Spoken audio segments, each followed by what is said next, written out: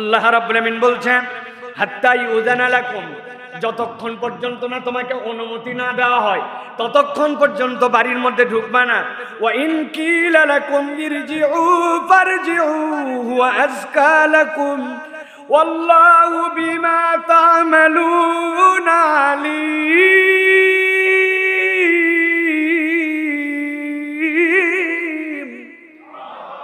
আল্লাহ রাব্বুল আমিন বলছেন এরকমও হতে পারে তুমি বাড়িতে গেছো, যাওয়ার পরে সালাম দিছো, অনুমতি চাইছো, ভিতরের পরিবেশ পরিস্থিতির কারণে বাড়িওয়ালা বলছে ভাই এখন আসা যাবে না, তোমার মন খারাপ হয়ে গেছে, বাপ রে বাপ আমি আসলাম কি হ্যাডামের হ্যাডাম, আমাকে নাকি বাড়িতে ঢুকতে দেওয়া যাবে না, কত বড় বাপের বেটা হয়ে গেছে, কি ভিআইপি বাড়িওয়ালা হয়ে গেছে। আল্লাহ বলছেন খবরদার এই কথা মনের মধ্যে এনো না, আমি আল্লাহ তোমাকে বললাম ওয়া ইন কিলা লাকুম ইরজিউ, তোমাকে যদি বলে হয় তুমি এখন আপনি চলে যান, এখন আপনার সাথে দেখা করতে পারবো না, এখন আপনার বাসায় ঢোকার অনুমতি নাই, আল্লাহ বলছেন এক মুহূর্ত দেরি করো না, তুমি ফেরত চলে যাও। আল্লাহ বলছেন হুয়া আযকা লাকুম, এইটা তোমাদের জন্য পবিত্রতা। সুবহানাল্লাহ, এটা তোমাদের জন্য আযকা লাকুম। আল্লাহ বলছেন এর মধ্যেই তোমাদের জন্য বরকত আছে, এর মধ্যেই তোমাদের জন্য কল্যাণ আছে। আল্লাহ এরপরে নিজের পরিচয় দিচ্ছেন আল্লাহু বিমা তা'মালুনা আলীম, আল্লাহ সব বিষয়ের সম্যক অবগত। আল্লাহ রাব্বুল আমিন জানেন, জেনে বুঝে তোমাদের জন্যই নির্দেশনা দিচ্ছেন। 1 নম্বর এটিকেট, অনুমতি চাইতে হবে। 2 নম্বর সালামের মাধ্যমে অনুমতি চাইতে হবে। 3 নম্বর ভিতরে যদি কেউ না থাকে দরজা খোলা থাকলেও ঢোকা যাবে না। 4 নম্বর যদি ভিতরে কেউ না থাকে আর তুমি বুঝতে পারো যে তোমাকে আসার অনুমতি দেওয়া হচ্ছে না, তারপরেও তুমি ভিতরে ঢুকবা না, তুমি চলে যাবা। আল্লাহ বলছেন এই পদ্ধতিটা যদি তুমি ফলো করো, আল্লাহ বলছেন এর মধ্যেই ঈমানদারদের জন্য কল্যাণ আছে। ঠিক কি না? ভালো করে এবার চলেন আমরা ধীরে স্থির ভাবে সামনের দিকে এগোই। আল্লাহ নবী সাল্লাল্লাহু আলাইহি সাল্লাম বলছেন কেউ যদি অনুমতি ছাড়া, ভয়ঙ্কর হাদিস, কেউ যদি অনুমতি ছাড়া কোনো একটা বাড়ির পাশ দিয়ে যাচ্ছে আর বেঁকা করে একটু দেখতে দেখতে যাচ্ছে, জালনাটা খোলা, পর্দাটা একটু সরানো, বুঝাচ্ছে যে আমি দেখতেছি না কিন্তু ঠিকই দেখতে দেখতে যাচ্ছে, আল্লাহ নবী বলছেন যদি তুমি অনুমতি ছাড়া কারো দিকে, কারো ঘরের মধ্যে দৃষ্টিপাত করো, জালনা দিয়ে হোক, দরজার ফাঁকা দিয়ে হোক, টিনের ফুকা দিয়ে হোক, একটু কাল্লা উঁচু করে দিলে উপর দিয়ে দেখা যায়, আল্লাহ নবী বলছেন এটা হারাম। নবী বলছেন কেউ যদি অনুমতি ছাড়া অসৎ উদ্দেশ্য আর সৎ উদ্দেশ্যর কোনো কারণ নাই কারো বাড়ির দিকে যদি তাকায় আর ওই বাড়িওয়ালা যদি খোঁচা দিয়ে তার চোখ কানা করে দেয়, তার কোনো বিচার হবে না। বুঝছেন? মানে আপনি কোন বাড়ির ভিতরে তাকাইছেন যেটা আপনার জন্য অনৈতিক, আর বাড়িওয়ালা দেখছে যে আপনি অন্যায়ভাবে দেখতেছেন, এটা দেখে যদি সে আপনার চোখের মধ্যে খোঁচা দিয়ে মনির মধ্যে আপনার চোখ কানা করে দেয়, বিচার হবে না। বুঝছেন আপনি কত বড় গুরুত্বপূর্ণ মাসালা রাসূলুল্লাহ সাল্লাল্লাহু আলাইহি ওয়াসাল্লাম আপনার আমার জন্য জানাই দিয়ে রাখছেন। প্রিয় ভাইরা, এই যে যেই বিধান দেওয়া হলো সালামের মাধ্যমে অনুমতি চাওয়া, আল্লাহ যে বললেন এইটা তোমাদের জন্য আযকা লাকুম, আল্লাহ যে বললেন এর মধ্যেই তোমাদের জন্য কল্যাণ আছে, আমি আল্লাহ রাব্বুল আমিন জানালাম। আল্লাহ রাব্বুল আমিন কুরআনুল কারীমের মধ্যে বলছেন কেন এইটা বললাম জানো নাকি? তুমি যেই সালাম দাও এই সালাম কেবলমাত্র একটি সালাম নয়, বরং এই সালামটা হচ্ছে ঈমানদারদের জন্য একটা স্বতন্ত্র ইবাদত। সুবহানাল্লাহ। আল্লাহ কুরআনুল কারীমের মধ্যে বলছেন ওয়া ইযা হুইতুম বিতাহিয়াতিন ফাহাইয়ু বিআহসানা মিনহা আও রুদ্দুহা ইন্নাল্লাহা কানা আলা কুল্লি শাইইন হাসিবা। আল্লাহ বলছেন যখন কেউ তোমাকে ভালোবেসে সম্বোধনটা করে তোমার দায়িত্ব হচ্ছে সে সালাম যতটুকু দেয় তুমি তার থেকে একটু বাড়ায়া দাও, যদি নাও পারো তাহলে বরাবর করো। আর জেনে রাখো ইন্নাল্লাহা কানা আলা কুল্লি শাইইন হাসিবা, সব বিষয়ে আল্লাহ রাব্বুল আলামিনের কাছে হিসাব সংরক্ষিত। অতএব প্রিয় ভাইরা, আমরা যে সালাম দেই এটা নিছক কেবল একটি সম্বোধন নয়, বরং এই সালামটা হচ্ছে আমাদের জন্য একটা ইবাদত, এই সালামটা হচ্ছে আমাদের জন্য একটা এটিকেট। এই জন্য প্রিয় ভাইরা, কোনো বাড়িতে যদি আমরা প্রবেশ করতে চাই তার কতকগুলো ম্যানার্স আছে, তার কতকগুলো ইসলামিক দৃষ্টিভঙ্গিতে এই আয়াতে কারিমার আলোকে দায়িত্ব আছে। বিশেষ করে আপনাকে 9টা বিষয়ের দিকে খেয়াল রাখতে হবে। কোনো বাড়িতে যাওয়ার পরে সোজাসুজি তার বাড়ির দরজার দিক থেকে একদম ভেতর দিকে মুখ করে দাঁড়ানো যাবে না, আপনাকে একটু আর করে দাঁড়াতে হবে, একটু কাত করে দাঁড়াতে হবে, একটু অ্যাঙ্গেল থেকে দাঁড়াতে হবে। যদি ভিতরে কোনো পুরুষ মানুষ না আসে, কোনো মেয়ে মানুষ যদি আপনার কাছে খুলতেও আসে, সে যেন বিব্রত না হয়, আপনাকে একটু বাঁকা হয়ে দাঁড়াতে হবে। দরজায় একবারে চাদর করে মুখ করে দাঁড়াইছেন আপনি, খুললেই একবার ভিতর পর্যন্ত দেখা যাবে না, আপনাকে একটু আড়াআড়ি করে দেখাতে হবে। 2 নম্বর, বিনা অনুমতিতে কোনো দৃষ্টিপাত করা যাবে না। বাসার সামনে আপনার মাথাটুকু সাধ্যের মধ্যে নিচু রাখতে হবে। চুপ করে বসেন, মানুষ জানে, বসে বসে।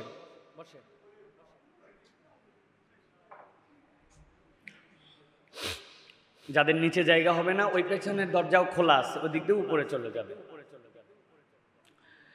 তাহলে 1 নম্বর, সোজাসুজি করে দাঁড়ানো যাবে না।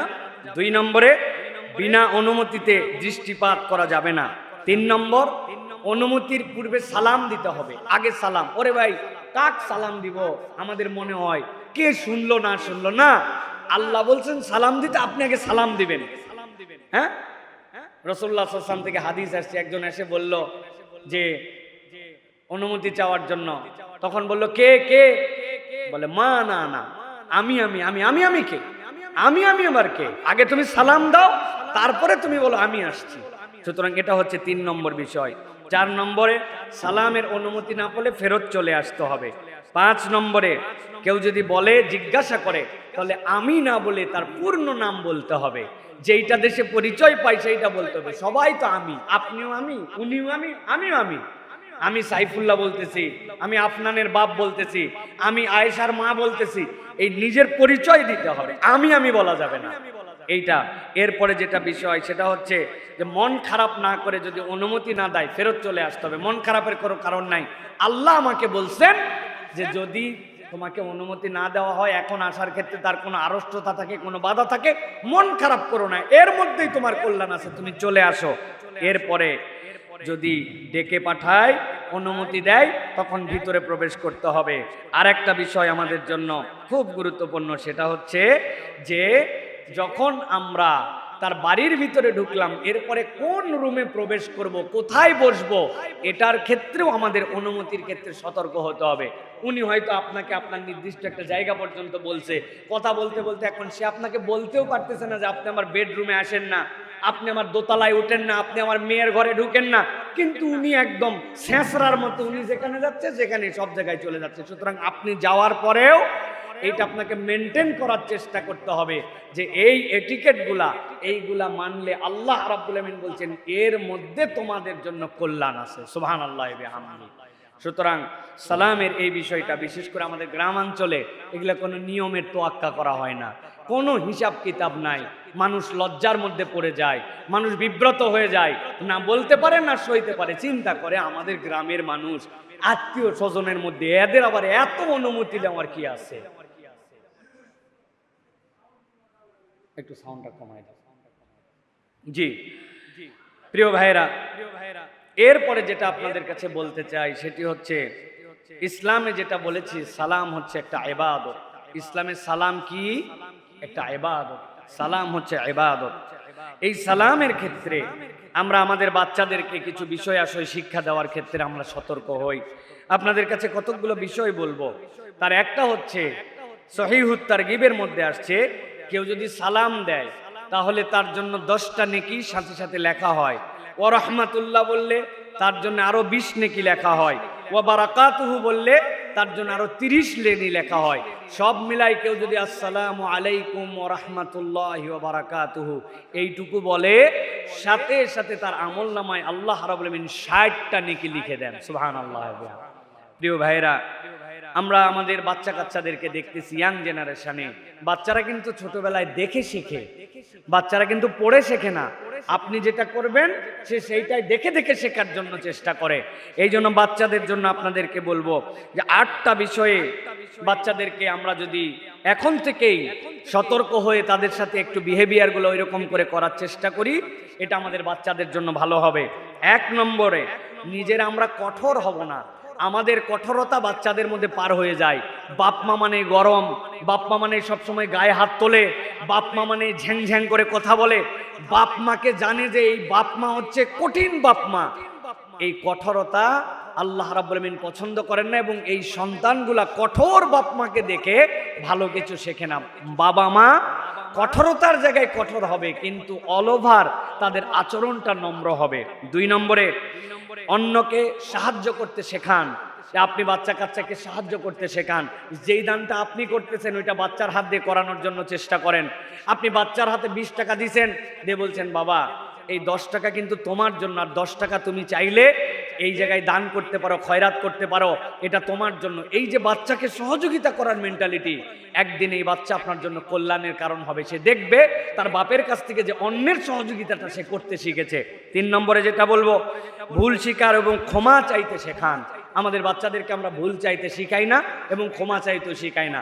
2 জনের মধ্যে গন্ডগোল, মহিলা বলতেছে আমার বাচ্চা এটা করতেই পারে না, আপনি যতই বলেন, মানে উনার সোল 100তে 100 ঠিক আছে, সব দোষ অন্যের। এই বাচ্চারা এক সময় যায় ঘাড়তারা হয়, বেয়াদব হয়, উচ্ছৃঙ্খল হয়। সে দেখছে যে তার বাপ মা তাকে প্রশ্রয় দিচ্ছে, এটা বিপদের কারণ হবে। সুতরাং ভুল করছো, স্বীকার করো যে তোমার ভুল হয়েছে, সরি বলো, ক্ষমা চাও। এটা সন্তানদেরকে শেখাতে হবে এখন থেকে।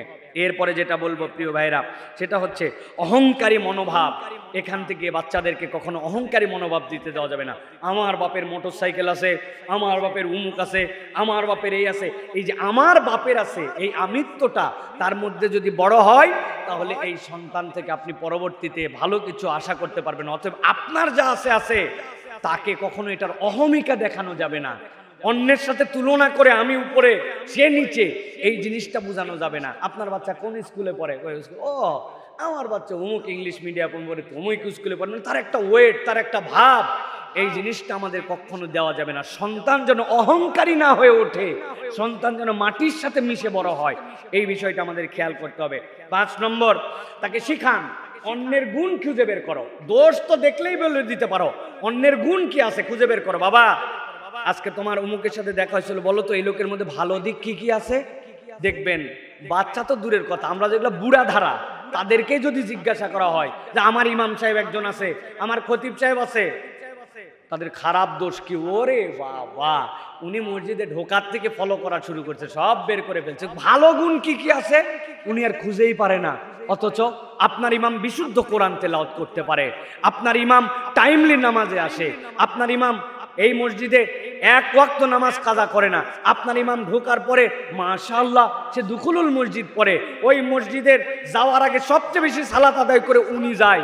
ওই লোকটা সবসময় সাদা কাপড় পরিচ্ছন্ন পরার চেষ্টা করে, চুল দাড়ি গোঁপ মোচ কোনো সময় এলোমেলো দেখা যায় না। উনি খুঁজেই পায় না ইমামের কোনো গুণাগুণ। বাচ্চাকে দেখা হলে পজিটিভিটি খুঁজে বের করতে বলবেন আগে। এই মাঠে নিয়ে আসছি, বলো এখানকার পজিটিভ কি কি দেখছো তুমি, বাহ ওই বাচ্চাটা তাহলে মানুষের পজিটিভিটি খুঁজে বের করতে শিখবে। আমরা আগেই নেগেটিভ খুঁজে বের করার জন্য চেষ্টা করি। খবরদার, এখান থেকে আমাদের বেঁচে থাকার জন্য চেষ্টা করি। 6 নম্বর, ইসলামী সংস্কৃতি তাকে শেখান, বড়দেরকে সম্মান করতে শেখান, অন্যকে সাহায্য করতে শেখান। ইসলাম যে বিউটিফুল সংস্কৃতি তাকে দিয়েছে, এই ক্ষেত্রে আপনি তাকে সতর্ক করেন। 7 নম্বরে যেটা বলবো, বাচ্চারা তো আর এমনি এমনি হবে না, এরা মাটির মতো, এদেরকে আপনার গড়ায় নিতে হবে। অনুপ্রেরণামূলক গল্প শেখান, নবী রাসূল সাহাবীদের গল্প শেখান। আপনি আপনার বাচ্চাকে ঘুম পাড়ান কি দিয়া? পুন্ডি পুকুরের গোড়াতে বিশাল বড় একটা শিয়াল ছিল, সেই শিয়াল রাত্রিবেলা জিভা বার করে আসতো, ঘুমা তাড়াতাড়ি ঘুমা। ওকে শিয়ালের গল্প শুনে ঘুমাচ্ছে, আছে না নাই?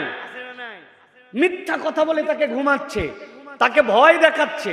অথচ আপনি একটা সাহাবীর গল্প তাকে শোনান না, মুসাব ইবনে উমাইরের গল্প শোনান না, আপনি তাকে ওমর রাদিয়াল্লাহু তাআলার গল্প শিখান না, আপনি তাকে রাসূলুল্লাহ সাল্লাল্লাহু আলাইহি ওয়াসাল্লামের প্রিয় সাহাবী উমাইরের গল্প তাকে শিখান না। দুঃখ আর কোথায় রাখবো? গল্প শোনাবেন কি? বাপ মা জানলে না শোনাবে, কথা ঠিক কিনা? এই জন্য তাদেরকে অনুপ্রেরণামূলক নবী সাহাবীদের গল্প ছোট্ট ছোট্ট করে একটু শোনানোর জন্য চেষ্টা করবেন প্রিয় ভাইরা। 8 নম্বরে সব কিছুতে ধৈর্য ধরতে শিখান এবং অপেক্ষা দেন, তাকে অপেক্ষা। চাইলো আর দিয়ে দিলেন, চাইলো যাওয়া দেরি দিতে দেরি নাই, এটা ভালো পিতামাতার লক্ষণ নয়। অভাব শিখান তাকে। এখনকার বাস্তবতায় অভাব নাই, আগেকার মানুষ অভাব জানতো, ঠিক কিনা? তারা বড় হয়েছে ওইভাবে, পেট পুরে একবেলা খাওয়ার, গোস্ত দিয়ে ভাত খাওয়ার, একটা ডিম এক ওয়াক্তে একাই একজনের পাওয়ার, 1 গ্লাস ভর্তি দুধ খাওয়ার পাওয়ার। এই কষ্টটা অনেকের পিতামাতা জানে, কিন্তু সন্তানরা আল্লাহর দয়ায় জানে না। চাইতে দেরি, উনার দিতে দেরি নাই। উনি জানে এই চিপসের প্যাকেট যেটা দিলাম পুরাটা খাবে না, ওর শখ চোখের ক্ষুধা, খুলবে অল্প একটু খাবে ফেলে দিবে না। আপনি তাকে অপেক্ষা করতে শেখান, আপনি তাকে ধৈর্য ধারণ করতে শেখান। সবর করো, চাইছো, চাওয়ার সাথে সাথে তোমার দিতে হবে কিনা, ধৈর্য ধরো আস্তে আস্তে করে, এবং নিজেদেরও ওই ধৈর্যের প্র্যাকটিস থাকতে হবে। এইটা গেল আমাদের বাচ্চাদের জন্য প্রিয় ভাইরা। এরপরে আপনাদের জন্য একটা আমলের কথা বলি। আল্লাহ রাব্বুল আলামিন নবীজি সাল্লাল্লাহু আলাইহি সাল্লামকে দিয়ে বলছেন, আপনার উম্মত সবচেয়ে সহজে যদি জান্নাতে যেতে চায় তাহলে আপনি তাদের জন্য একটা আমল বলে দেন। নবীজি সাল্লাল্লাহু আলাইহি সাল্লাম বলছেন, ও আমার উম্মত, আমি তোমাদের জন্য সহজে জান্নাতে যাওয়ার একটা আমল জানাই দিতে চাই। আল্লাহর নবী ডাক দিচ্ছেন, আইয়ুহান নাস, ও মানুষেরা, আফসুস সালাম ওয়া আতঈমুত তুআম ওয়াসিলুল আরহাম ওয়া সাল্লু ওয়ান নাসু নিয়াম। 4টা কাজ যদি তুমি করতে পারো, আমি নবী গ্যারান্টি দিলাম তুমি জান্নাতে নিরাপত্তার সাথে ঢুকে যাবা। এর 1 নম্বর দায়িত্ব হচ্ছে, তুমি চেনো কি না চেনো, তোমার পরিচিত হোক অপরিচিত হোক, তোমার মধ্যে একটা গুণাগুণ হবে, তুমি মানুষকে দেখা মাত্র সালাম দিবা। সুবহানাল্লাহ। সালামের অভ্যাস করতে হবে। আফসুস সালাম, সালামকে বাড়ায় দাও, দেখলেই সালাম, কথার পূর্বে সালাম, চেনা লোককে সালাম, অচেনা লোককে সালাম। তোমাকে দেখলেই মানুষ জানে, এর আগে তো সালাম দেওয়া যায় না। 1 নম্বর যারের মধ্যে গুণ থাকবে, আল্লাহ নবী বলছেন 2 নম্বরে ওয়াতিমুত তুআম, চেনো অচেনো প্রাণী কুল যেই হোক না কেন তাদেরকে তুমি খাওয়াও, খাওয়ানোর স্বভাবটা তোমার মধ্যে নিয়ে আসো। হতে পারে সে একটা কুকুর, হতে পারে সে একটা বিড়াল, কিন্তু তুমি তাকে খাবার দিছো। হতে পারে সে মানুষ, সেটা তো সর্বোত্তম, কিন্তু তোমার পদ্ধতি এবং টেন্ডেন্সি থাকবে তুমি মানুষকে খাওয়াবে। 10 বন্ধু মিলে খেয়ে নিছে, আপনি বিলটা দেওয়ার জন্য আগায় গেছেন, চিন্তা করছেন এটা আমার সুযোগ, টাকা সব সময় থাকবে, কিন্তু 10 জনের চায়ের বিল তো আমি অন্য দিন হয়তো দিতে পারবো না। আপনি মনে করছেন আপনার পকেট কমে যাচ্ছে, কিন্তু আল্লাহ বলছেন তোমার জান্নাতের দিকে রাস্তা আগায়া যাচ্ছে। আগে গ্রামে গঞ্জে বাড়িতে রান্না হলে, ভালো কিছু হলে পাশের বাড়িতে দেওয়ার অভ্যাস ছিল, এখন এই কালচার পর্যন্ত বন্ধ হয়ে যাচ্ছে। নিজেরা শুধুমাত্র নিজেই খাবো না, আগে একটু পায়েস হলে, আগে একটু ফিন্নি হলে, ভালো কিছু রান্না হলে। আমি আমার মাকে দেখছি, যদিও আমরা শহরে বড় হয়েছি, কতবার বলছি, প্রথম যেদিন পাট শাক রান্না হয়েছে, এখনকার পাট শাক তাও মিষ্টি, আগেরকার পাট শাক তিতার তিতা তিতা ছিল না। কৃমি ভালো করার জন্য পাট শাক খাওয়াতো, জোর করে খেতে দিত, পাট শাক খাওয়া লাগবে। আমার মা বলছে এই পাট শাক দিলাম পাশের বাড়িতে দিয়ে আসো। আমি আম্মাকে বলছি, আমার মনে আছে মা, সব দিতে পারি, এই তিতা শাক দিতে আমি যেতে পারবো না। বলছে বেকল, তিতা হোক আর মিষ্টি হোক, আজকে আমার বাড়িতে প্রথম পাট শাক রান্না হয়েছে, পাশের বাড়িতে তুমি দিয়ে আসো, দিয়ে আসা তোমার দায়িত্ব। আল্লাহ নবী বলছেন, ও আয়েশা, তুমি গোস্ত রান্না করলে একটু ঝোলটা বাড়ায়া দাও। তুমি যদি একটা নলাও হয়, যেই নলার মধ্যে আর কোনো গোস্ত নাই, হাড্ডি হাড্ডি, তারপরেও প্রতিবেশীকে দেওয়ার চেষ্টা করো। আল্লাহ নবী বলছেন যে বেশি বেশি সালাম দেয় আর খাওয়ায়। এই খাওয়ানো কেবল মানুষকে নয়, এই খাওয়ানো কেবল মুসলমানকে নয়, এই খাওয়ানো কেবল অভাবীকে নয়। আপনি সুযোগ পেলে আপনি খাওয়ান, প্রাণীকুলকে খাওয়ান। আপনি যখন সুযোগ পাইছেন আপনার সাধ্যের সামর্থ্যে যতটুকু কুলায় ততটুকুই আপনি খাওয়ান, এটা 2 নম্বর আমল। এরপরে বলছেন ওয়াসিলুল আরহাম, আত্মীয়তার সম্পর্কটা ঠিক রাখো। দুনিয়া জুড়া তার বন্ধু ফুফাতো ভাই মামাতো ভাইকে চেনে না, আপন আত্মীয় স্বজনের খবর নেয় না। বিরাট দানবীর বিরাট সমাজ সেবক অমুক জায়গায় মসজিদ বানায় ফেলছে, কিন্তু তার আত্মীয় অসুস্থ, ওষুধ কিনতে পারে না, তার খবর নেয় না। এরকম যেন না হয়। আত্মীয়তার বন্ধন ঠিক রাখো, আত্মীয়তার সম্পর্ক ঠিক রাখো। আর আল্লাহ নবী বলছেন 4 নম্বর আরেকটা কাজ করো, ওয়াসাল্লু ওয়ান্নাসু নিয়াম। এশার নামাজ হয়ে গেছে, ফজরের ওয়াক্ত হয় নাই, দুনিয়ার মানুষ ঘুমায় আছে, মাঝে মাঝে উঠে তুমি একটু 2-4 রাকাত নামাজ পড়ো। মানুষ যখন ঘুমায় আছে তখন তুমি আল্লাহর জন্য তাহাজ্জুদে দাঁড়ায় গেছো। আল্লাহ নবী বলছেন যার মধ্যেই 4 আমল আছে, আমি নবী তার জন্য জানাই দিলাম, তাদখুলুল জান্নাতা বিসালাম। কোনো কারো ভায়া মাধ্যম লাগবে না, এই 4 আমলের কারণে তুমি নিরাপত্তার সাথে জান্নাতে ঢুকে যাবে। সুবহানাল্লাহ। তাহলে কাজগুলা খুবই কঠিন, তাই তো না ভাই? সালাম দেওয়া তো সেই কঠিন। সালাম দিলে তো আমাদের ভিতরে ব্যাটারি শেষ হয়ে যায়, চার্জ শেষ। তো সালাম তাহলে আমরা কেন দেই না? হ্যাঁ, মানুষকে খাওয়ায় কেউ ফকির হয়ে গেছে, এরকম যদি কোনো ঘটনা আপনার জানা থাকে তাহলে আমাদেরকে জানান যে হুজুর এই লোক মানুষের খাওয়াতো প্রাণীকে ফকির হয়ে এখন ভিক্ষা করে মানুষের খাওয়ানোর ঠেলায়। যেগুলা খাওয়াতো না, যেগুলা বাড়ির দুয়ারে যে মানুষ ফেরত আসতে, খবর নিয়ে দেখেন এত রাজবাড়ি দেখতে যান, আমি বহু জায়গায় বলছি, কয় প্রজন্ম। আমি আমার বাপের নাম জানি, আপনারা চেনেন আমার আব্বাকে, মাওলানা আকরাম হোসাইন। আমি আমার দাদার নাম জানি, মাওলানা পিয়ারউদ্দিন প্রমাণিক, আলাস পিয়ারউদ্দিন প্রমাণিক। আমি আমার দাদার বাপের নাম জানি, আমি তার বাপের নাম জানি। আমার এই সিরিয়াল 5 প্রজন্ম পর্যন্ত মুখস্থ। আব্বা হয়তো 6-7টা বলতে পারবে, কিন্তু দেখবেন আপনারাও বলতে পারবেন, কিন্তু এই রাজবাড়ি যেইগুলা কিরে ভাই 2 প্রজন্ম 3 প্রজন্ম 100 প্রজন্মের মধ্যে 100 বছরের মধ্যে বিগুলার মানুষ দেখার জন্য গেল। আর আমার দাদার বাড়ির বয়স 70 বছরে, মাটির 3তলা বাড়ি 2তলা বাড়ি পড়ে আছে, আপনাদের গুলাও আছে।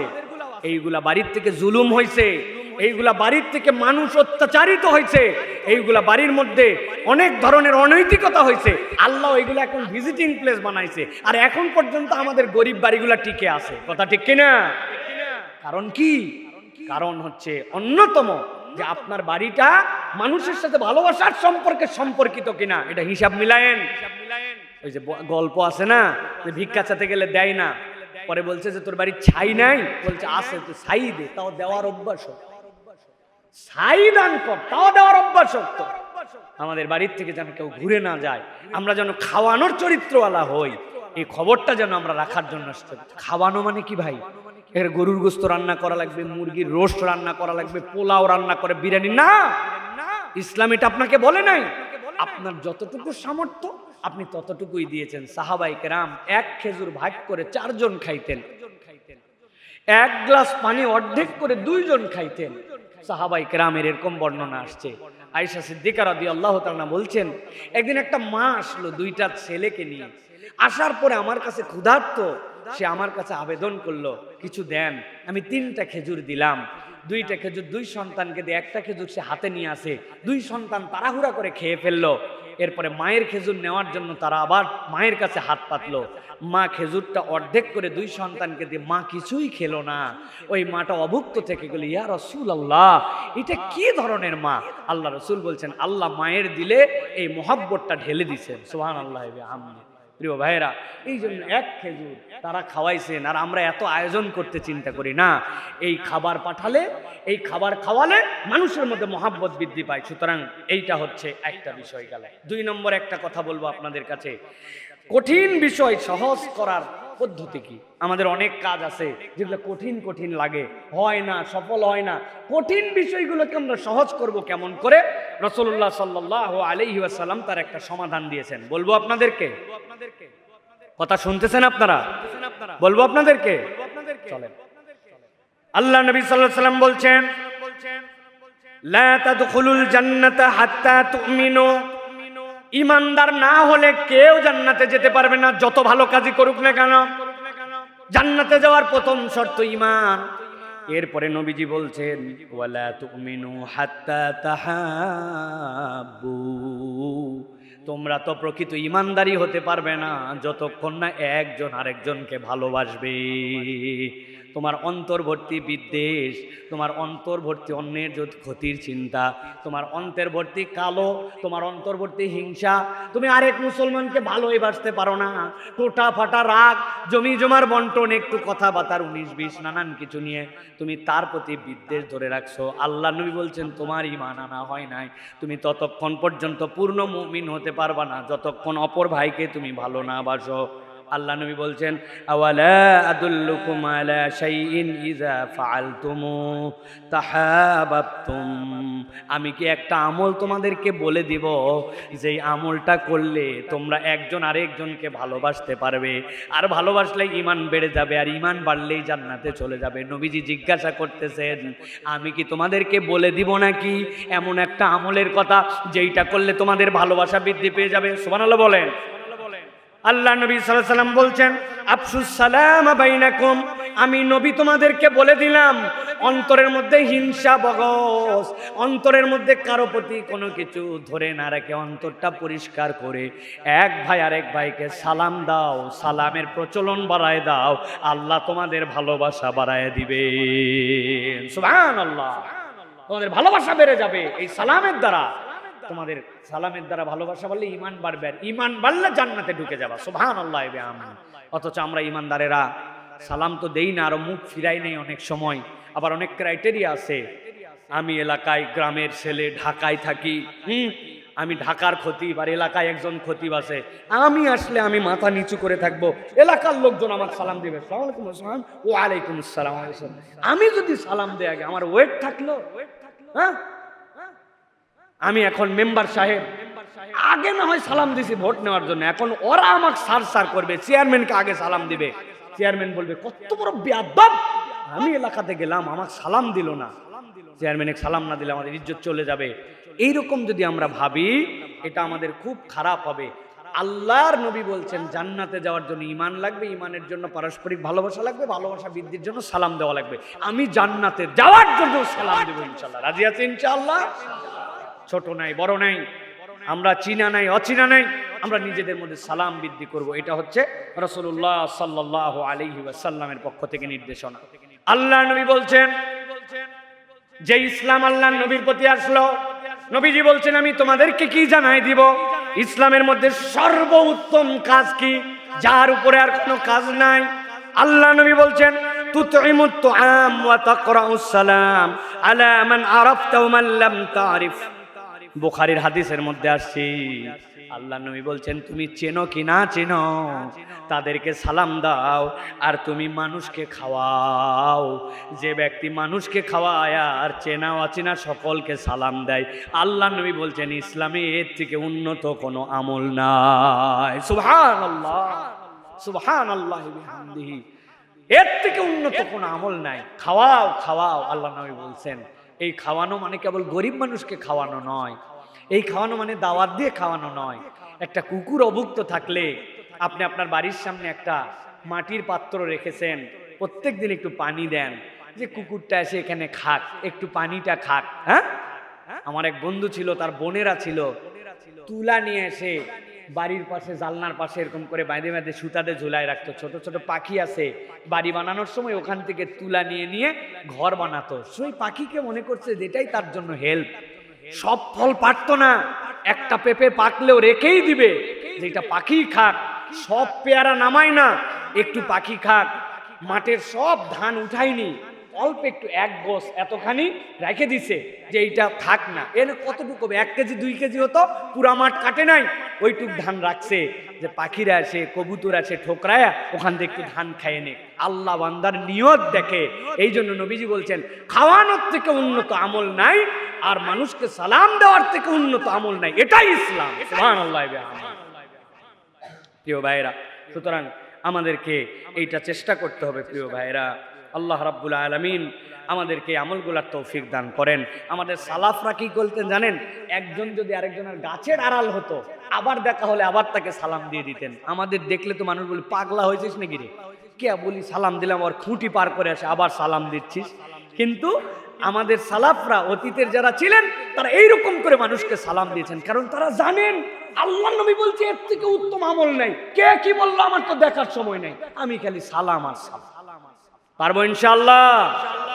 আল্লাহ আমাদেরকে তৌফিক দান করেন। প্রিয় ভাইরা, এক্ষেত্রে একটা বিষয় আমাদেরকে জানতে হবে, সালামের উত্তর দেওয়া কিন্তু ওয়াজিব। সালাম দেওয়া সুন্নাত, যে আগে দিবে সেই উত্তম, কিন্তু আপনাকে উত্তর দিতে হবে। আল্লাহ নবী কতগুলা বিধান দিয়েছেন। ইউসাল্লিমুর রাকিবু আলাল মাশি, যেই ব্যক্তি কোনো সাইকেলে যাচ্ছে উনি দাঁড়ানো লোককে সালাম দিবে, যেই লোক মোটর সাইকেল চালায় যাচ্ছে ওই লোক সাইকেলওয়ালাকে সালাম দিবে, দ্রুতগামী যানবাহনে যে যাচ্ছে যারা স্থির আছে সে তাদেরকে সালাম দিবে। সুতরাং রাসূলুল্লাহ সাল্লাল্লাহু আলাইহি ওয়াসাল্লাম ম্যানার শিখাইছেন। এরপরে বলেছেন ওয়াল মাশি আলাল কাঈদ, যেই ব্যক্তি বসে আছে, যে হেঁটে যাচ্ছে, হেঁটে যাওয়া লোক বসে থাকা লোককে সালাম দিবে।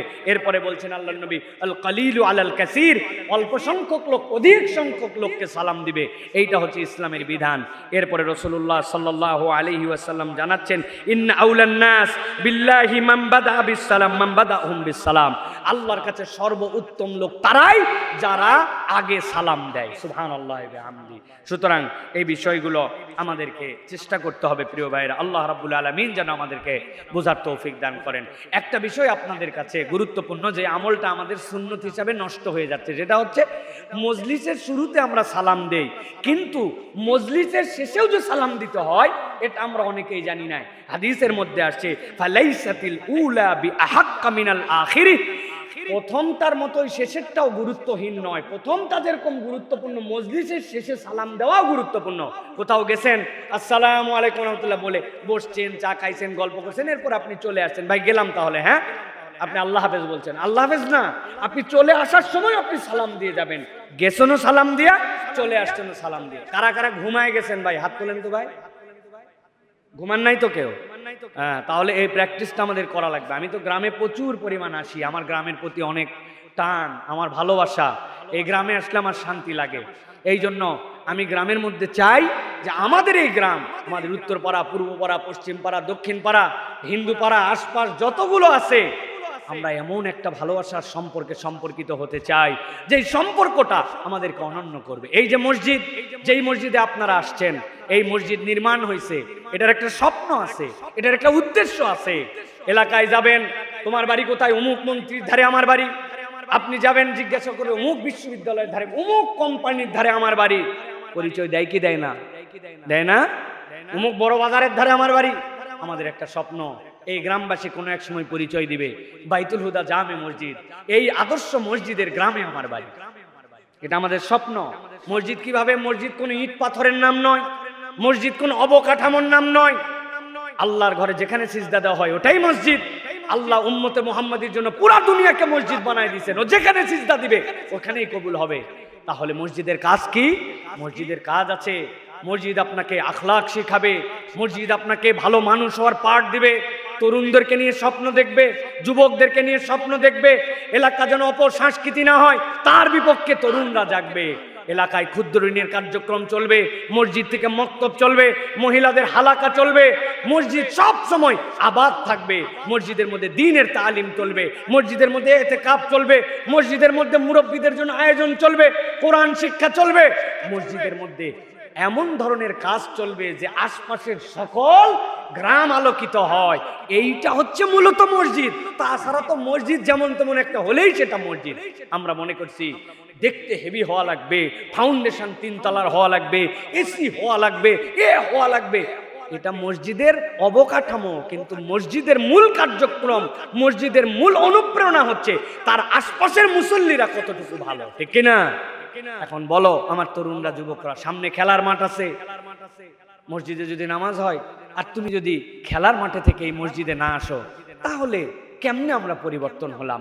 এই গ্রামে যদি যৌতুক চলে, এখনো মেয়ে বিয়ে দেওয়ার সময় বাপকে চিন্তা করতে হয় যে আমি মেয়ে বিয়ে দিব কেমন করে। এই গ্রামে আপনার পাশের বাড়ির লোক অসুস্থ হওয়ার পরেও এখন পর্যন্ত সে কোনো সাহারা খুঁজে পায় না যে আমার সামর্থ্য নাই, সবাই মিলে কিভাবে আমাকে একটু আগায় দিবে। ওই সরিষা লাগানোর আগে, আলু লাগানোর আগে তার মাত্র 5,000 টাকা দরকার। এই জন্য সে চলে যাবে এমন জায়গায় যেখান থেকে 5,000-এর পরিবর্তে আলু তোলার পরে তাকে দেওয়া লাগবে 7,000 টাকা, কিস্তি মিস করলে দেওয়া লাগবে 10,000 টাকা। তাহলে কোথায় গেল সেই মানবতা? আমরা কর্জে হাসানা কেন দিতে পারলাম না? অপর ভাইয়ের সেবায় কেন আমরা একটু আগায় আসতে পারলাম না? মসজিদ যদি এই ইনিশিয়েটিভ নেয়, এলাকায় একটা মহিলা নিরক্ষর থাকবে না, কোরআনের জ্ঞানে স্বাক্ষর হবে।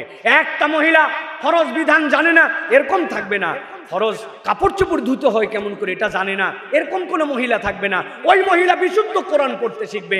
মা হবে তার সন্তানের প্রথম মাদ্রাসা। ওই বাচ্চাকে তার মা এমনভাবে ট্রেন আপ করবে, মক্তবে আসার পরে হুজুর অবাক হয়ে যাবে যে এত 90% সহি তিলাওয়াত রে, বাকি 10% শিখাই দিলেই হয়। এইগুলো হবে মসজিদের কার্যক্রম। এই জন্য আমরা এই মসজিদের কার্যক্রম শুরু করেছি। আমি আশা করব এই স্বপ্নের সাথে আপনারা একত্রিত হবেন। রাজি আছেন তো ইনশাআল্লাহ? রাজি আছেন ইনশাআল্লাহ? এর বাহিরে কোনো উদ্দেশ্য নাই, কোনো উদ্দেশ্য নাই। বিদেশি কোনো ফান্ড থেকে 1 পয়সা এই মসজিদের জন্য আনা হয় নাই। আমার ক্ষুদ্র পরিচয় আছে, একটা পেজ আছে, 35 লক্ষ লোকের মতো কম বেশি আমাদেরকে ফলো করে।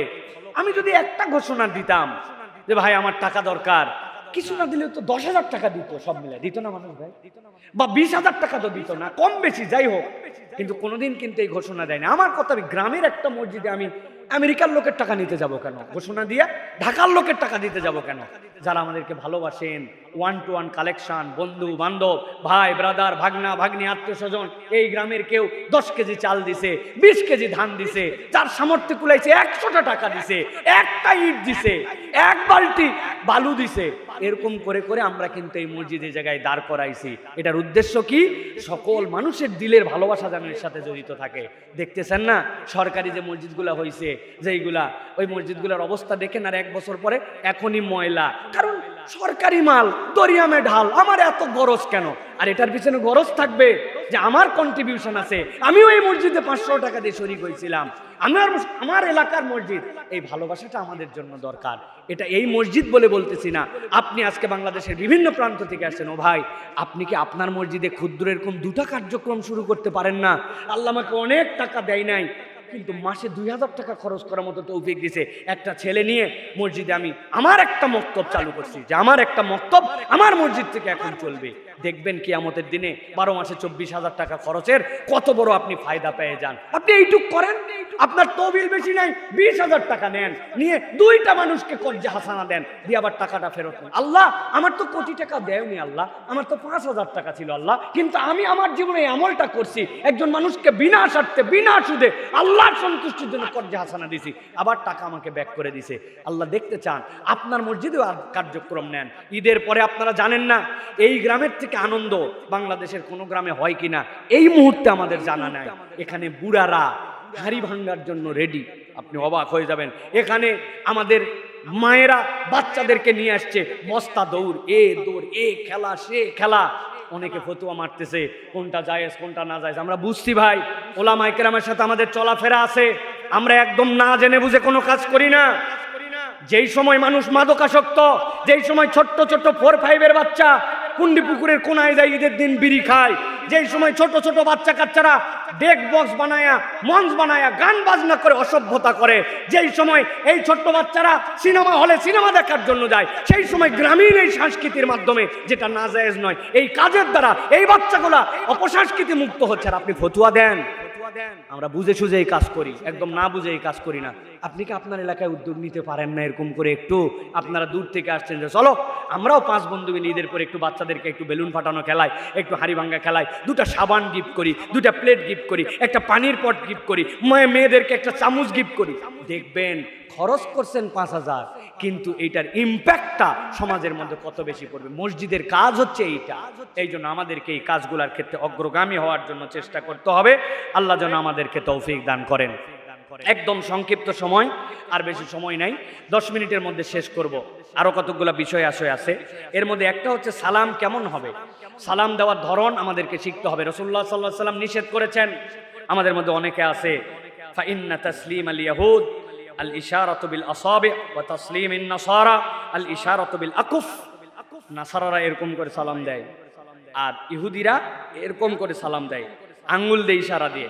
আল্লাহ নবী বলছেন তোমরা এরকম দিয়েও ইশারা করবে না, আঙ্গুল দিয়ে ইশারা করবে না, তোমাদের সালাম হবে মুখ দিয়া, মাথাও নিচে হবে না, মাথাও ঝুঁকবে না, শুনতে না পারলে জোরে দিবা, কিন্তু তোমাদের সালাম যেন আঙ্গুল দিয়ে এরকম করে ইশারা দিয়ে না হয়, অথবা এইরকম করে যেন তোমাদের সালাম না হয়। এটা মুসলমানদের সালামের স্টাইল না, এটা আমাদেরকে খেয়াল রাখতে হবে। মাথা ঝুঁকানো যাবে না, প্রণাম বা সিজদার মতো করা যাবে না। এরকম করে মাথা ঝুঁকায় অনেকে সালাম দেয়, এরকম করে দেওয়া যাবে না সালাম প্রিয় ভাইরা। এই জন্য আমর ইবনুল আস রাদিয়াল্লাহু তাআলা আনহু এরকম বর্ণনা আসছে যে 7ম হিজরিতে যিনি ইথিওপিয়ার বাদশাহ নাজ্জাশির কাছে গেছিলেন, দেখে সবাই যে মাথা ঝুঁকাচ্ছে তার কাছে, তিনি মাথা উঁচু করে গেছেন, বলছে আমরা আমার নবীর সামনে মাথা ঝুঁকাই না, আর তুমি কিসের বাদশা, তোমার সামনে কিভাবে মাথা ঝুঁকাবো? অতএব আমরা নবীর সামনেও আল্লাহ ছাড়া কারোর সামনে আল্লাহ মাথা ঝুঁকানোর নির্দেশনা দেন নাই। সুতরাং এই সালাম দেওয়া যাবে না। আবার আমাদের নেতাদের সালাম দেওয়া যাবে না। ওই যে চালকম সালাম আছে না আমাদের একটা, চালকম, এই চালকম সালাম দেওয়া যাবে না। সালাম বিশুদ্ধভাবে দিতে হবে। আসসালামু আলাইকুম ওয়া রাহমাতুল্লাহ বলেন, হ্যাঁ, মানে সুন্দর আসসালামু আলাইকুম। আমি এরপরে পারি না বলার দরকার নাই, আন্দাজে অশুদ্ধ বলার দরকার কি? আসসালামু রাহমাতুল্লাহ কি বললেন আপনি? আন্দাজে শুদ্ধ করে যতটুকু পারেন ততটুকু বলতে হবে। আসসালামু আলাইকুম ওয়া রাহমাতুল্লাহ, ওয়া আলাইকুমুস সালাম ওয়া রাহমাতুল্লাহ। এখন আমি যদি না পারি তো না পারলাম, কিন্তু পারলে এইটুকুই। আবার অনেকে আছে এতই বাড়ায়, ওয়া আলাইকুমুস সালাম ওয়া রাহমাতুল্লাহি ওয়া বারাকাতুহু ওয়া জান্নাতু ওয়া মাগফিরাতু। ওরে বাবা রে বাবা, রেলগাড়ির মতো টানতে আছে, মুসিবত তো তাহলে এত দূর টানার দরকার নেই। আসসালামু আলাইকুম ওয়া রাহমাতুল্লাহ, ওয়া আলাইকুমুস সালাম ওয়া রাহমাতুল্লাহি ওয়া বারাকাতুহু। আপনি শুধু সুন্দর করে সালাম দিতে শিখেন, মানুষ আপনার জন্য অন্তর থেকে দোয়া করবে। আরে কি সুন্দর সালাম দেয় রে, ঠিক না? কি সুন্দর সালাম দেয়, এটা মানুষ বলবে। সুতরাং এই সালাম আমাদেরকে সুন্দর করে শিখতে হবে। আমার মা বোনেরা যারা কথা শুনতেন, মহিলাদের সালাম আরো ডেঞ্জারাস। সালাম, কি সালাম? সালাম, সালাম, সালাম কি রে ভাই? ছেলে আর মহিলার কোন আলাদা সালাম আছে? আসসালামু আলাইকুম, আসসালামু আলাইকুম মানে কি? তোর মরণ হোক। আপনি বলবেন তোর আমার 10 বছর আগে মরণ হোক, উত্তর দিবেন বাংলায়। কেউ যদি আসসালামু আলাইকুম বলে, আসসালামু আলাইকুম। মা বোনরাও শিখবেন, সুন্দর করে সালাম দিবেন, আসসালামু আলাইকুম ওয়া রাহমাতুল্লাহ। পারবো না ইনশাআল্লাহ? গেল, সংক্ষেপ করি এবার। এরপরে মুসাহাফা, দ্বিতীয় গুরুত্বপূর্ণ বিষয়। নবীজি সাল্লাল্লাহু আলাইহি সাল্লাম বলছেন, মা মিন মুসলিমাইনি ইয়ালতাকিয়ানি ফায়াতাসাফাহান ইল্লা গুফিরা লাহুমা ক্বাবলা আন ইফতারিকা। আল্লাহ নবী বলছেন, দুই ভাই একত্রিত হয়েছে, সালাম বিনিময় করেছে, সালাম বিনিময়ের পরে মুসাহাফা করেছে। মুসাহাফা মানে এই পেটির সাথে অপরের পেটি লাগানো, এই হাত লাগাইছে, লাগানোর পর আল্লাহ নবী বলছেন, এই দুইজন যে আবার হাত ছেড়ে দিছে, হাত ছাড়ার আগে আল্লাহ তাদেরকে মাফ করে দেন। দুইজন বিচ্ছিন্ন হওয়ার আগে আল্লাহ তাকে মাফ করে দেন। আল্লাহ দেখতে চান তাদের মধ্যে ভালোবাসা, তাদের মধ্যে ভ্রাতৃত্ব। এই জন্য আমরা এই মুসাহাফার সময় আমরা বলতে পারি, ইয়াগফিরুল্লাহু লানা ওয়া লাকুম, দোয়া করা যাবে। আর একটা বিষয় হচ্ছে, অনেক সময় তুহফাতুল আওয়াবির ভিতরে যেটা আসছে, হাত আগে টেনে নিব না। দুইজন হাত দেওয়ার পরে একসাথে দুইজন হাত ছাড়বে। অনেক সময় হাত দেওয়ার পরে হাত টেনে নিলাম, এটা ইসলামিক এটিকেটের ক্ষেত্রে তার মনে ব্যথা লাগতে পারে। এই জন্য হাত দিলাম, বেশিক্ষণ হাত ধরেও থাকবো না, আবার কেউ কারো হাত থেকে হাত টেনে নিব না। দুইজন একসাথে যেরকম লাগাইছি আবার ছেড়ে দিব। এটা একটা মাসালা আমাদের জন্য। আর দোয়া করতে পারি আমরা, ইয়াগফিরুল্লাহু লানা ওয়া লাকুম, আল্লাহ আমাদেরকে তোমাদেরকে মাফ করে দেখ। আরবি জানি না তাই কি, আমি বাংলায় বলতে পারি, আল্লাহ তোমাকেও মাফ করুক, আমাকেও মাফ করুক, তোমার বাপ মাকেও মাফ করুক, আমার বাপ মাকেও মাফ করুক। সুবহানাল্লাহ। এই মুসাহাফা আমাদের জন্য করার জন্য চেষ্টা করতে হবে প্রিয় ভাইরা। মুসাহাফা ডান হাত হবে, যে কোনো ভাবে হাত মিলালেই মুসাফা হয়ে যাবে, হাতে হাত মিললেই। ইমাম বুখারী রাহমাতুল্লাহি হাম্মাদ ইবনে জুহাইদ, সেখান থেকে তিনি বলছেন যে দুই হাতেই মুসাহাফা, আব্দুল্লাহ ইবনুল মুবারক দুই হাতেই মুসাহাফা করতেন, সেটাও আসছে আমাদের কাছে। এক হাতে করতে পারি, দুই হাতে করতে পারি। ইমাম বুখারী থেকে এই বর্ণনা আসছে। আব্দুল্লাহ ইবনে মাসউদ রাদিয়াল্লাহু তাআলা আনহু থেকে আসছে, আমার হাত রাসূল সাল্লাল্লাহু আলাইহি ওয়াসাল্লামের হস্তদ্বয়ের মাঝে ছিল, এমন সময় তিনি আমাকে তাশাহুদ এবং আত্তাহিয়াতু শিখান। তার মানে রাসূল সাল্লাল্লাহু আলাইহি ওয়াসাল্লাম তাকে ডাক দিয়েছেন, মুসাহাফা করছে। দুই হাতের মধ্যে আব্দুল্লাহ ইবনে মাসউদের হাত ছিল, তার মানে এর দ্বারা প্রমাণ হয় মুসাহাফা দুই হাতেও আমাদের জন্য সুন্নাহ। এই দুই হাতে ছিল, বলতেছেন আব্দুল্লাহ ইবনে মাসউদকে আল্লাহ নবী এরকম দুই হাতের মধ্যে তার হাত ধরে রেখে তাকে তাশাহুদ শিখান এবং তাকে আত্তাহিয়াতুর শিক্ষা দান করেন। সুতরাং এক হাতে মুসাহাফা নাজায়েজ নয়, করতে পারি। হাতে হাত লাগলেই মুসাহাফা হয়ে যাবে, তবে দুই হাতে মুসাহাফা একটা আদব, এটাও আমরা করতে পারি ইনশাআল্লাহ। তবে এই নিয়ে বিতর্ক করা যাবে না যে দুই হাতে করা বেদাত, এক হাতে করাই সুন্নত, এটা বলার কোনো অবকাশ নাই, যেহেতু সালাফদের আচরণ থেকে, হাদিসের ব্যাখ্যা থেকে এইভাবে আমাদের কাছে বর্ণনা এসেছে। আল্লাহ রাব্বুল আমিন আমাদেরকে সালাম এবং মুসাফা করার তৌফিক দান করেন। 3 নম্বরে যেটা, সেটা হচ্ছে মুআনাকা। মুআনাকা মানে বুক মিলানো। হাদিসের মধ্যে আসছে যায়েদ ইবনে হারিসা সফর থেকে রাসূল সাল্লাল্লাহু আলাইহি ওয়াসাল্লামের কাছে আসলেন। যায়েদ ইবনে হারিসা রাসূল সাল্লাল্লাহু আলাইহি ওয়াসাল্লামের পালক পুত্র, রাসূলুল্লাহ সাল্লাল্লাহু আলাইহি ওয়াসাল্লাম অত্যন্ত তাকে ভালোবাসতেন। যায়েদ ইবনে হারিসা যখন আসেন, আল্লাহ নবী সাল্লাল্লাহু আলাইহি ওয়াসাল্লাম তাকে জড়ায় ধরলেন, তাকে জড়ায় ধরে তাকে চুমু দিলেন, তার কপালে আল্লাহ রাসূল সাল্লাল্লাহু আলাইহি ওয়াসাল্লাম চুমু দিলেন। কানা আসহাবুন নবী সাল্লাল্লাহু আলাইহি ওয়াসাল্লাম ইযা তালাকু তাসাফাহু ওয়া ইযা কাদিমু মিন সাফারিন তাআনাকু। যখন তারা দেখা হতো, র্যান্ডম, তোমার সাথে মুখের দেখা হচ্ছে, সব দেখা হওয়ার মাত্র তারা সালাম দিয়ে মুসাফা করতেন। কিন্তু যখন সফর থেকে আসতেন, অনেক দিন পরে দেখা, ভ্রমণে গেছিলেন, আপনি ছিলেন না, আপনার বাড়িতে ব্যাক করছেন, এই আন্তরিক দেখা হওয়ার সময় তারা একজন আরেকজনের সাথে বুক মিলাতেন, কাঁধের সাথে কাঁধ মিলাতেন। এই মুআনাকার ক্ষেত্রে বিধান কি? ডান কাঁধের সাথে ঘাড় লাগিয়ে দেওয়া, এই কাঁধের সাথে ঘাড় লাগানো, মানে আপনার ডান আমার ডান এইভাবে লাগবে। এখন আমরা যেটা একবারে 3 দিকে করি, 3 দিকের করার ক্ষেত্রে অনেকে আপত্তি আছে, একদিকে লাগানোটাই এটা হচ্ছে আমাদের জন্য আসাহ, এটাই হচ্ছে আমাদের জন্য উত্তম। প্রিয় ভাইরা, এরপরে চুমু দেওয়ার বিধান, যে ছেলেরা ছেলেদেরকে হাতের মধ্যে চুমু দেওয়া, কপালে চুমু দেওয়া। আপনার আব্বা, আপনি তাকে মহব্বত করেন, আপনি আপনার বাবার হাতে চুমু দিতে পারবেন। আপনার ওস্তাদ, আপনার পছন্দ হয়েছে একজন বুজুর্গ ভালো মানুষ, আপনার ইমাম, আপনার একজন আবেগী মানুষ, তার কপালেও চুমু দিতে পারবেন, হাতেও চুমু দিতে পারবেন। এটা সাহাবায়ে কেরাম থেকে আমল ছিল, কদম বুচি ইসলামের আমল নয়, বরং হাতে চুমু দেওয়া, কপালে চুমু দেওয়া, এইটা আমাদের আমল। আমাদের মধ্যে কিন্তু এইটা নাই। গ্রামের মধ্যে আসে, ঈদের দিন আপনি আপনার বাপের কপালে চুমু দিয়েছেন, বলছে আমি কি আর ছোট সোল আছি এখন চুমু দিব? এটা লজ্জার বিষয় না, বাপের কপালে হাতে চুমু দেওয়া যায়। অথচ এটা হচ্ছে একটা আমল ছিল যে মুরব্বীদের হাতে চুমু দেওয়া, কপালে চুমু দেওয়া, এটা আমরা দিতে পারি। প্রিয় ভাইরা, সুতরাং আমরা ইহুদি খ্রিস্টানদের মতো করব না, আমরা এর ব্যতিক্রম চলার জন্য চেষ্টা করব। আর আল্লাহ রসুল যে আমাদের জন্য পথ পদ্ধতি বলে দিয়ে গিয়েছেন, সেই রকমভাবে আমরা আমল করার জন্য চেষ্টা করব। প্রিয় ভাইরা,